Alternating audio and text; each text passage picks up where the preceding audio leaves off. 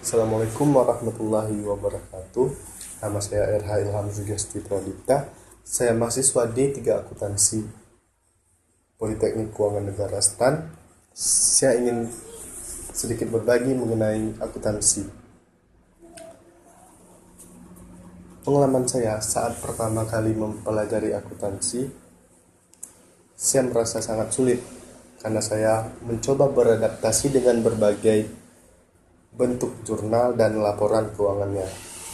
Di sini saya ingin sharing ke teman-teman mengenai pendekatan pendapatan diterima di muka dengan pendekatan beban dibayar di muka.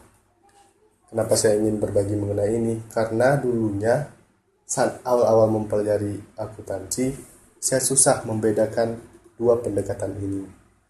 Langsung saja, kita mengenal ada dua pendekatan, yaitu pendekatan laba rugi dan pendekatan neraca. Nah, kenapa disebut pendekatan laba rugi atau pendekatan income statement? Karena akun-akun yang terkait, jurnal-jurnal yang terkait di sana nantinya akan dimasukkan ke laporan laba rugi. Dan juga seperti itu di neraca, akun-akun yang terkait nantinya akan dimasukkan ke laporan neraca perusahaan. Nah, bagaimana dengan jurnal penyesuaian pada tanggal 31 Desember?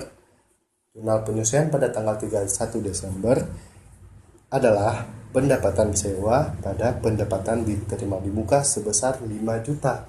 Kenapa 5 juta? Karena kita mengakui adanya pendapatan selama 8 bulan sebesar 10 juta. Bagaimana dengan pendekatan neraca? Sama halnya seperti pendekatan laba rugi, jurnal pada tanggal 2 Mei adalah cash pada pendapatan diterima di muka sebesar 15 juta. Kenapa pendapatan diterima di muka? Karena pendapatan diterima di muka ini adalah pendekatan neraca yang nantinya akan masuk ke laporan neraca. Nah, bagaimana dengan penyesuaiannya pada tanggal 31 Desember? Pada tanggal 31 Desember, jurnal penyesuaiannya adalah pendapatan diterima di muka pada pendapatan sewa sebesar 10 juta. Kita mengakuin adanya 5 juta pendapatan diterima di muka yang belum terrealisasi seperti itu. Pendekatan beban dibayar di muka. Pendekatan laba rugi.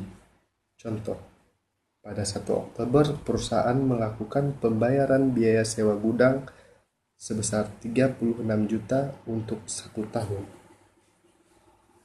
Kita sebagai perusahaan menyewa gudang membayar 36 juta pada tanggal 1 Oktober, itu berlaku untuk 1 tahun. Maka jurnal pada tanggal 1 Oktober dengan memakai pendekatan laba rugi adalah beban sewa pada kas sebesar 36 juta. Bagaimana dengan jurnal penyesuaiannya pada tanggal 31 Desember? Jurnal penyesuaiannya adalah beban sewa dibayar di muka pada beban sewa sebesar 27 juta. Kenapa 27 juta? Karena kita mengakui ada beban sewa yang telah terrealisasi sebesar 9 juta.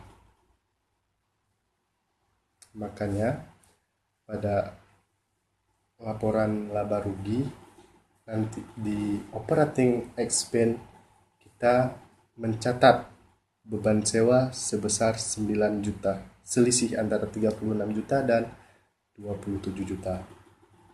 Nah, bagaimana dengan pendekatan neraca? Jurnal pada tanggal 1 Oktober kita menjurnal beban sewa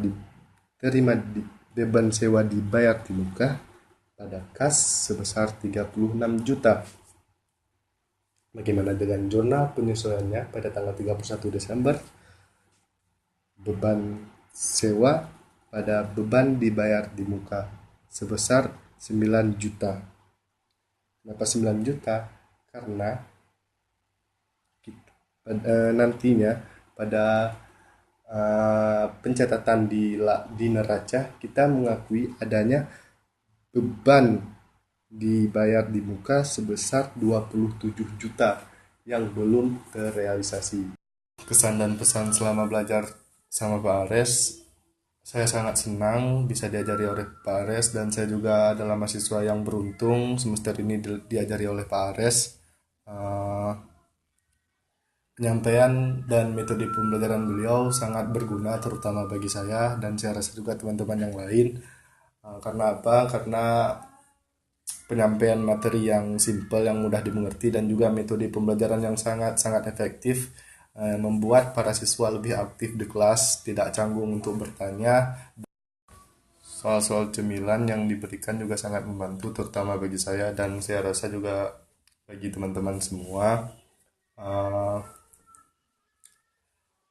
Sukses terus Pak Ares, semoga cita-cita dan harapannya terwujud. Terima kasih dari ulun Tuhan. Assalamualaikum warahmatullahi wabarakatuh.